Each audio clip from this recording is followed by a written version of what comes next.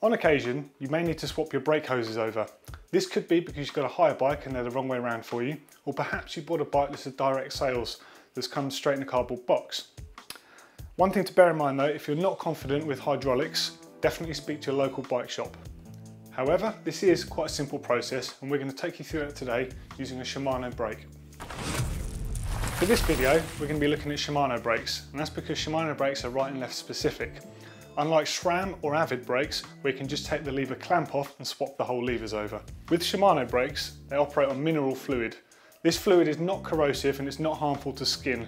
However, you might want to use some eye protection in case any oil splashes, and you might want to wear rubber gloves. This is a quick and easy process just to swap your hoses over. If you're careful about it, you won't need to do a full brake bleed. However, if you do spill oil, it's more than likely you're going to need to. For this job, to swap the hoses, you're going to need an 8mm open-ended spanner. You're going to need a 2.5mm Allen key or hex wrench. You're going to need a 4mm Allen key or hex wrench. You need the Shimano bleeding funnel with the plunger. You need some mineral fluid, a rag, and some kind of cleaner or isopropyl alcohol. Before we get started with this job, you might want to put your bike in a work stand, or if you haven't got one, get a friend to hold your bike still so you don't jog it. Also, and most importantly, you want to make sure that if any oil does drip from the brake levers in the process, it can't get on your front disc rotor. So firstly, I'm going to work on the front brake here, which is on the right for me. I'm going to use the 4mm Allen key just to level off the brake lever so it's horizontal. This will be clear in a later step.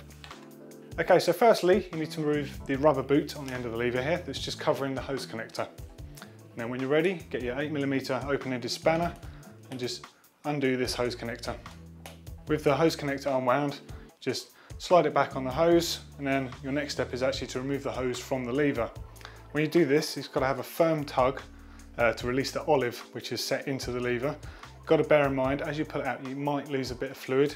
It's not that important at this stage, but try and be as delicate as you can. So at this stage, it's vital to not touch the brake lever. If you operate the brake lever in any way, you're going to lose fluid, and that means you're going to have to do a full brake bleed. The whole point of this process is a quick and easy solution. So whilst my front brake lever is now separated from the hose, you're going to repeat the same process with the back brake lever. Now it's time to reconnect those brake hoses into the levers. Again, make sure that you don't touch the brake lever itself because you don't want to lose any oil and have to do a brake bleed. So it's literally a reverse process of taking the hoses out of the levers to start with. So you take your brake hose, you push it back into the lever, you want to make sure the olive sits home. You feel it slightly click into place. And you get your hose connector, thread that back in again, careful not to cross thread that. Tighten that back up with your 8mm open-ended spanner. Once that's done, you might need to give it a wipe with a rag if there's any oil around the edge, and then put the rubber boot back in place. At this stage, if you've done everything right, you can technically use your brakes. Just going to demonstrate with the right hand lever, which is now the back brake.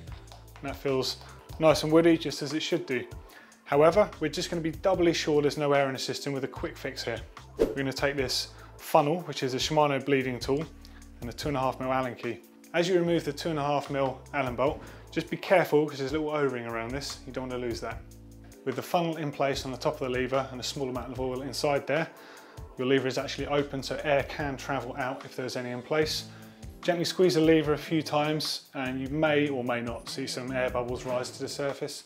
If you do, it's a good sign because that means they're out and it's job done. While the brake lever is pulled to the bar, gently tap the hose as well, all the way along to the actual lever, just to help any air bubbles travel along that may be in there. If you want to be extra careful at this step, repeat this process all the way along the cable from the caliper to the lever. This particular bike has got internal routing, so it's not really an option.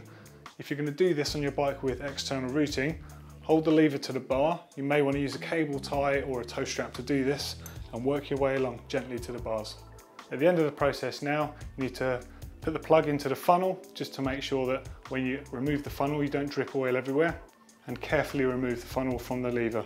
As this oil is unused, I'm going to return this to the bottle it came from. However, when you are bleeding brakes, it is important to not reuse the old oil.